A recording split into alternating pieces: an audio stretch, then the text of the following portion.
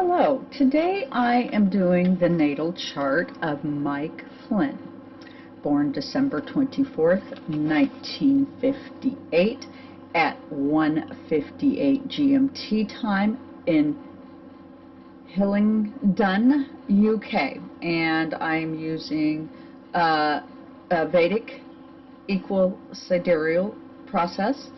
And how I'm going to start his reading today is I'm just going to kind of go over some of the details first, as I have been doing. But today I spent a little bit more time than normal kind of looking at his aspects, because I have a hunch that Mike Flynn is maybe a double agent for another country. He's not from the United States.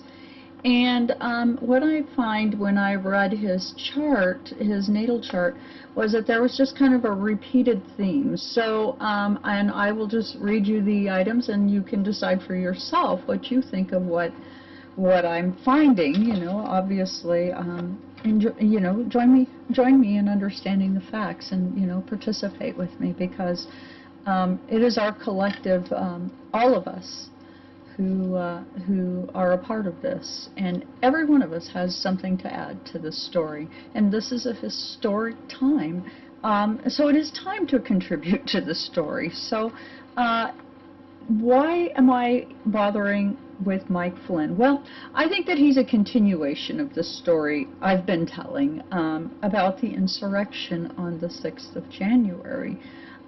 There are various people, for sure, behind the scenes who have encouraged this, and Mike Flynn is at the top of the list. He is a retired U.S. Army Lieutenant General. He worked for 45 in 2016 for 22 days before resigning, and I'm going to kind of give you an outline of why he might have resigned. On December 28, 2016, Obama ejects 35 Russian diplomats due to election interference. December 29, 2016, Flynn shares with a Russian ambassador during a transition team process classified information. Pence denies on January 15th on Face the Nation that any of this is even true. Okay. The FBI interviews Flynn, and Flynn makes false statements to the FBI. Thus was why he pled guilty and was convicted, and now is pardoned. Okay. January 26th, Sally Yates. Flynn is compromised. She is now saying, in 2016, she's saying, Flynn is not who we think he is. He's compromised, and which is not at all surprising. And then basically January 27th, 45 asks Comey to come in and kiss the ring to show his fealty to 45. Okay. Flynn is then, on February 13th, fired due to the sharing of information with the Russian ambassador. February 14th, 45 and Flynn have a private meeting, and thus the shadow work. They've been working on a shadow process all along, and it was never discontinued. So kind of brings up that question, why was 45 so interested in pardoning Flynn? Okay. On May 9th, Trump fires Comey. Okay, doesn't want Comey to come anywhere near his guy Flynn. And I think we will know more. I mean, all of this, I swear, is going to be a movie, a lifetime movie event. Okay. On November 30th, Flynn pleads guilty and agrees to cooperate, and acknowledges he has leaked information to Russia. Okay. And he is currently pardoned by Trump. So now we're going to move on, and we're just going to discuss his aspects, because I think it does point to something of a person who is not representing the United States government. Okay, he has Sun conjunct Uranus in the 12th house. He's unconventional, he's independent, he hates routine, he's open to options in the unseen and eccentric in the 12th house. Thus, he declared, we should say martial law, okay? He said that right after he was pardoned, which it just kind of defies reality, because in a way you think, okay, guy, you got a second chance in a lot of ways, but you have a second chance with a few caveats. You cannot, if we call you to testify, if you lie to us about anything we ask, you can't claim the fifth, okay? So it's odd that he would be so willing to do what he's doing, and it makes me think he's probably thinking he needs to flee, okay? But let's continue. And then he has Sun square Neptune, fighting to realize his dreams, a struggle between ideas and realistic or unrealistic ambitions. He is ignoring his roots, okay? So again, somebody who's not exactly connected to the right, the wrong, you know, he's doing what he does for himself, okay? And then he gets Sun opposition, or yeah, Sun opposition Moon. So he was born on a full moon. It's comfort versus the need to grow, okay? And he's caught in the middle, and he's forced to choose between, do I want to be comfortable and have everything I want, or do I want to grow spiritually? And what's interesting is that I think that is what, you know, that is what 45 has as well. He has to choose between his own personal comfort and the need to grow, and we've seen that he chose not to grow. Okay, then we have Sun square Mars, harsh, forceful in groups, and lacks support, i.e. he declares martial law as the way to go forward, and obviously the powers that be didn't bite. I think that we may have had some biting, but not enough to make it so. Okay, then you've got Sun opposite Uranus, no use for tradition, and he lacks support again. Moon square Neptune, his dreams clash with reality. He has Mercury conjunct Pluto. He's a quick mind, he's an investigator, he's an undercover worker in the psychological. Thus, I think he is a spy. Okay, there's just a lot of little repeated details here that, but you know, this is for entertainment purposes. It's my opinion only, and thus, you know, I have never spoke with this man, so I am just taking the information as I understand it and doing my best to understand what might be the realities, okay? So I want to put that in there. He has Mars opposition Neptune. He's not a romance. He avoids the dreamy and unrealistic, and he's very guarded. I mean, you are not going to see him here. He is going to be difficult for us to know. Okay, then he has Jupiter conjunct Neptune.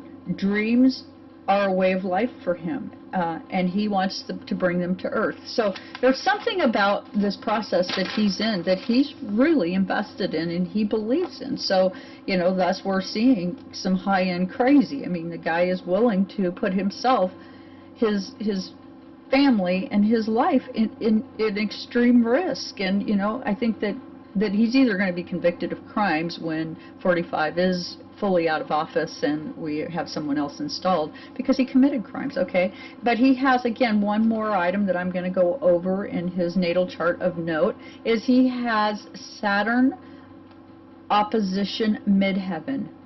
His home and family, it's either home and family or career for him, and nothing in between.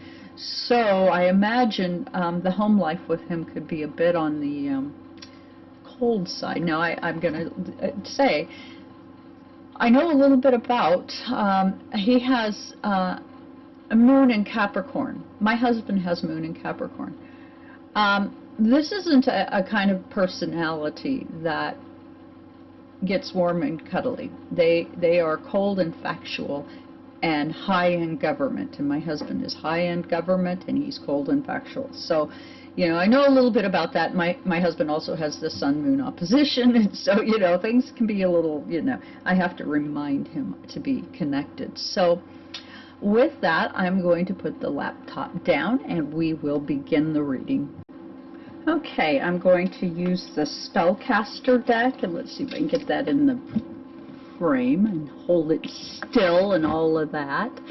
Okay, so this is Mike Flynn, and his time of birth, July 20th, 1958, 1950, July 30th, sorry, I got to put my glasses on, July 30th, 1958, and Hillingdon, UK, and I'm using sidereal, Vedic equal, and a bit of a hybrid. Okay, and I'm going to use the Spellcaster deck today. I will be selecting 12 cards for the Tarot. I'll just take this stuff off of here. Some of my pretties. Okay, so 1, 2, 3, 4, 5, 6, 7, 8, 9,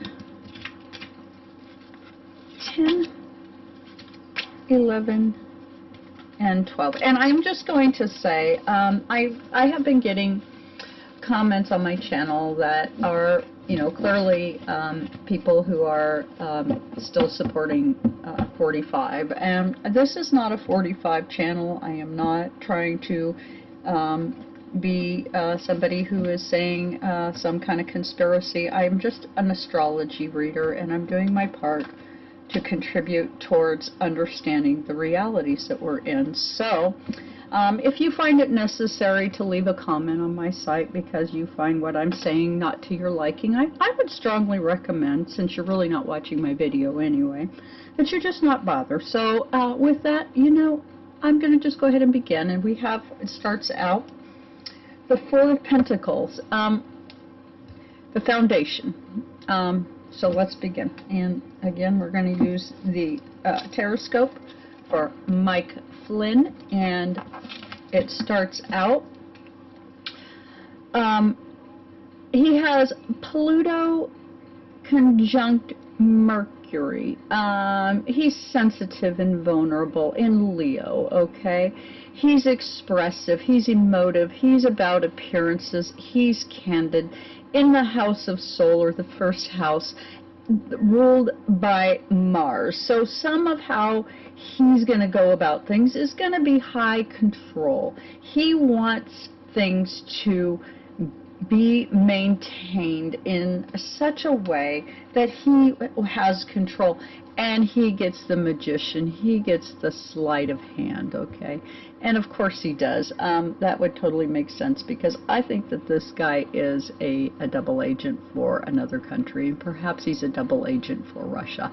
I don't know that factually, but his chart sure suggests that there's something else afoot here. And, you know, a conjunction is going to be a large twist, and it's coming from the 12th house of the unseen, so it in that sense it's somehow connected to it. And so you're talking about the collective in Pluto, that unseen, the things that go bump in the night. He is deeply participating in this process, you know, and it cannot be understated what all his part in this is.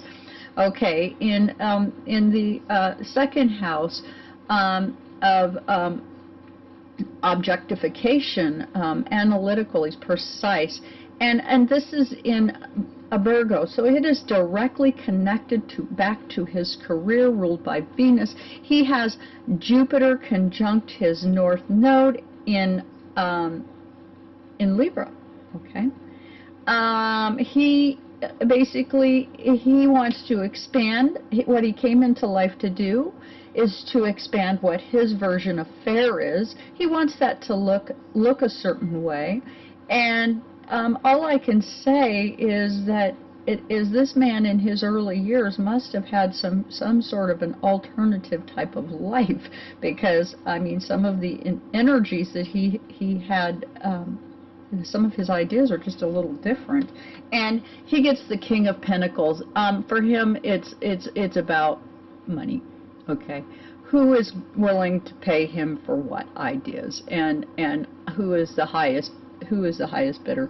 And I think his highest bidder is probably not part of this country. Okay, the guy is a little on the not from here side. Okay, and in the third house, actually the second house was ruled, yeah, by Mercury.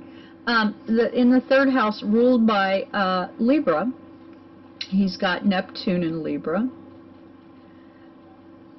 Not interested in facts. He's idealistic, and information to him is something that's interchangeable. This is the house of information. It's ruled by Mercury, and he gets the Two of Cups. He thinks he can negotiate relationships with us. He thinks he can negotiate how we all move forward in the house of information. And keep in mind, this is his natal chart, so this is a pattern that is very entrenched within him, okay? In his fourth house, he has Saturn in Scorpio, okay? He avoids responsibilities. This is ruled by the moon. It's our house of roots, and he is, he is going to be frugal, he's going to be tight, and he gets the Knight of Pentacles, okay? That slow-moving knight, right? It's all about, for him, how to keep the coin a certain way. So there's something going on here, because there's a lot of pentacles coming up. The energy, I think, is going to come out. There is something else here. These cards are trying to tell us something about not only him, but what's coming, okay? So in the fifth house, ruled by the sun, he's political, he's religious. That's in the house of Sagittarius, and he gets the Nine of Swords. You know, he is highly intellectual, but his intellectual, when you consider what all has happened to the people on the stage of the United States government, he has participated. I mean, he's been pardoned recently. He cannot take the fifth any longer. He's still, at this time, encouraging martial law, or at least he was very recently. So you have to ask yourself, what is this guy's deal? And this card is saying, in the house of drama, he's kind of come to the top of his he's gone intellectually as high as he can go with this drama, and the gig is up, and thank God, because I don't think that this country can take it anymore, and I think that he was brought in here to create problems for the people of the United States intellectually, using financial means to do so. He played the corporate game, and those of us who are struggling, and even the middle class, I'm fortunate in that I'm middle class, but that I'm also struggling too, because I have to very carefully weigh whether or not I buy a new crystal or I pay something else. I mean, or be prepared for some problem that may be coming down the pipes. It's always something. Okay, in the sixth house of career, he has a very distant perspective. Okay, his IQ tends to be cold, okay? He tends to like secret groups, okay? And he has moon in Capricorn, and he gets the Four of Cups. Things for him are highly structured. Relationships are kind of cold, and basically where he sits with it in his career is in a structured way, and that is ruled by Mercury. Okay, so he likes the group perspectives, okay? Whatever he's involved with right now is directly connected back over to the 11th house, the unconventional, it's innovative and it's unseen, okay? So, but we'll get there. But this is in his house of career. He believes that our relationships need to be tightly managed. So that's a part of what he thinks his career is, and which kind of makes me wonder, who is he and why is he here? Okay, and so then you get the 7th house of partnerships. ruled by Venus. He is committed to coolness, okay? He's independent in partnerships. He's going to lack connection, and that's about to be revealed, okay? And rightfully so, because I think that this guy is up to his eyeballs in shadow government work. I don't think it has exactly hit the airwaves. This is in Aquarius, where his house of partnership sits in his natal chart. So yeah, we could be seeing, we could be hearing about this guy some here as things unfold. In the house of higher education, or excuse me, of unconscious, he's deep and absorbing. He's involved in foreign shadow, and he's an attention-seeking, endlessly attention-seeking. He gets the Hierophant. What he is doing to government is in the shadow range. There is no doubt this man is looking to cause harm. Who is he? Is he an agent of Russia? Is he a UK of the Queen? I mean, I don't know who he exactly works for, but I don't think he works for who we think he works for. And this is in the 8th house of death, birth, taxes, the unconscious, okay, ruled by Pluto. In the 9th house of foreign, higher education, he's hot-tempered, okay? This is ruled by Jupiter. He has Mars in Aries. I mean, the guy, he's looking to commit acts of aggression upon foreign lands, and he is a foreigner, okay? And he gets the Queen of Pentacles because it has something to do with collectively items or money or something else somewhere else. Somebody somewhere is paying him to do this work, and it is fairly developed work. He is not who we think he is, okay? In the 10th house of high office, okay, he has a seed. He came as a seed to grow and develop into something different, and that is ruled by Saturn. And that is in the house of Taurus. So objects, it's going back to that somehow limiting us. And he gets the moon. At this point, we're listening. Okay? And yes, somehow, I think that this energy in some ways is coming from on high. You know, very likely he has a direction for reasons we know nothing about. So there is just a lot of shadow here. In the 11th house let's see, that's not what I want to say. He has goals. He puts a lot of to his efforts, to his connections, to his secret groups. He has a lot of conversations in that regard, and he has Venus in Gemini, and this is ruled by Uranus, okay? So he's trying to keep the outrageous out of it, but really, quite frankly, he can't, because, well, he's attempting, in some regards, a takeover of the U.S. government over money.